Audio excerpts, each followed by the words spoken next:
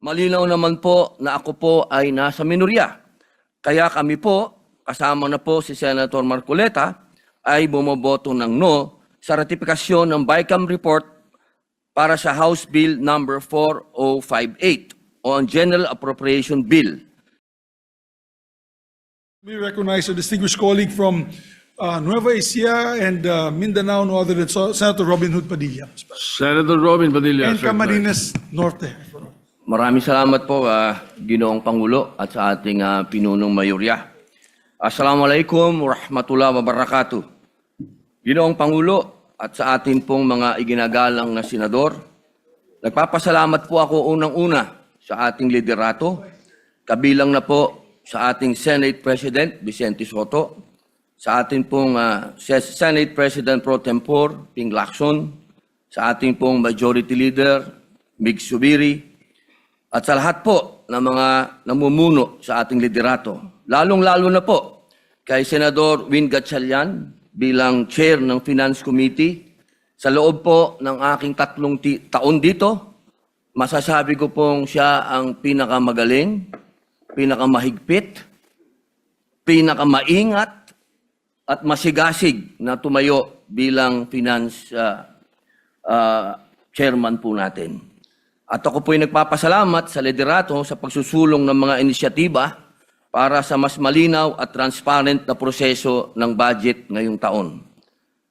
Taus-puso rin po ako nagpapasalamat na naipasa ang aking mga isinulong na karagdagang pondo sa NCIP, NCMF at Supreme Court para sa pagtatatag ng mga karagdagang Sharia courts na malinaw na nagpapakita ng malasakit ng Kongreso sa mga sektor na ito ng lipunan.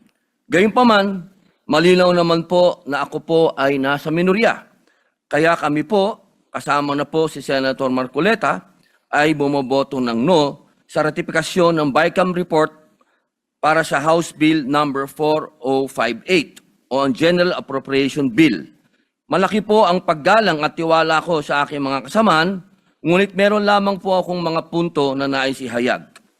Una po, sa aking pong pagtantya, ay meron pa rin pong mga hindi klarong alokasyon ng pondo, lalong-lalo na po sa ayuda.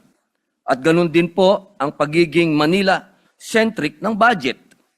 Ngayon po, ang Mindanao ay nakakakuha lamang po ng 15% sa buong budget.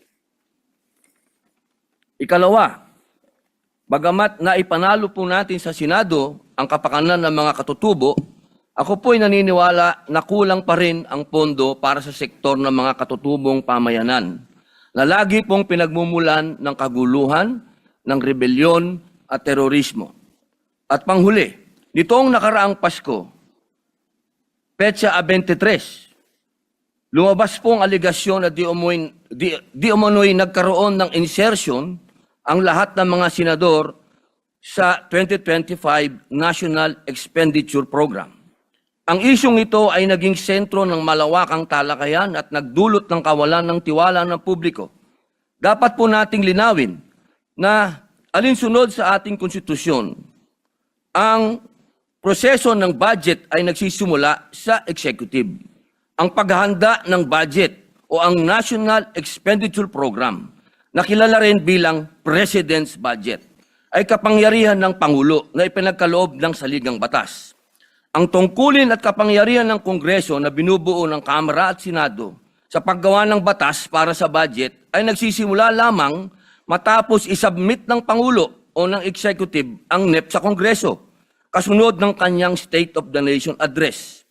Malinaw po na pagdating sa NEP, wala po dapat pangingialam ang legislation, sapagkat ito ay pawang kapangyarihan ng sangay ng Executive.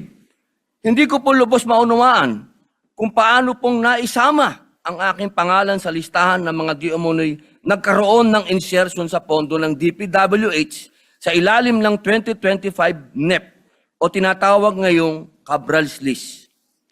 Ginoong Pangulo, napakasakit po nito sapagkat ako po sa panahon na yon ang presidente ng opposition party na sa kalagitnaan po ng kampanya at eleksyon ay nailagay po ang aking pangalan dito. Ito po'y napakasakit po para sa akin.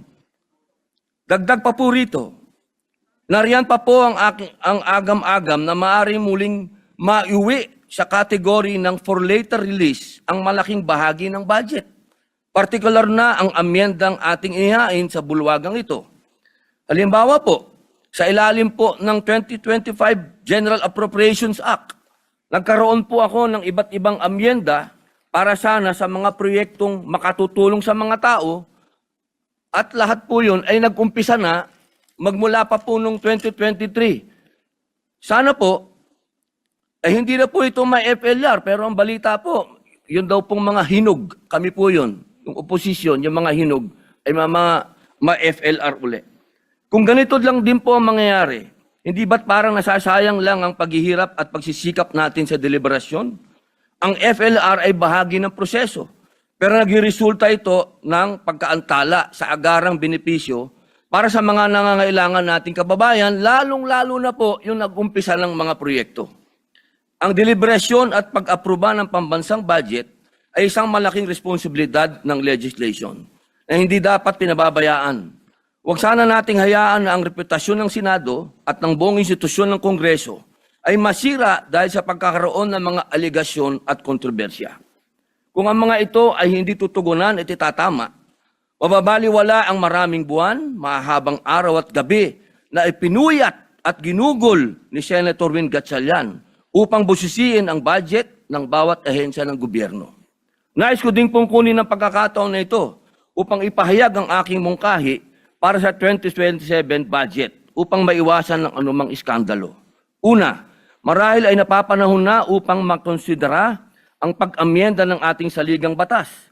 Naway maisang alang-alang ng ating kasama, Senador Kiko Pangilinan, bilang tagapangulo ng Committee on Constitutional Amendments and Revision of Codes, ang pag-update sa mga probisyon ng konstitusyon, lalo na po patungkol sa kapangyarihan ng legislation sa pag-amyenda ng budget. Baka maaring pag-aralan kung nararapat nating alisin ang kapangyarihan ng legislatura na mag-amyenda ng budget dahil nakita nating madali itong maabuso ng mga gahamang nasa pwesto o di kaya patibayin ang mga limitasyon sa kapangyarihang ito. Pangalawa, batid ko pong matagal na proseso ang pag-amyenda ng saligang batas dahil sa usapin ng voting jointly at voting separately. Kaya muli, isinusulong ko ang aking panukalang batas, ang Senate Bill 1299 o Mahiya Namang Kayo Act na naglalayong ganap ng alisin sa ekwasyon ang panghihimasok ng mga mambabatas sa pagtukoy, pagpopondo at pagpapatupad ng mga proyekto. Dahil po sa mga nabanggit na kadahilanan, ako po ay bumoto ng no sa House Bill number 4058. Hindi po ibig sabihin na baliwala lahat ang hirap ni Senator Gatchalian. Ako po'y saludo sa kanya. Ngunit, kailangan pong ibigay ko ang boto na ito para sa taong bayan. Maraming salamat po.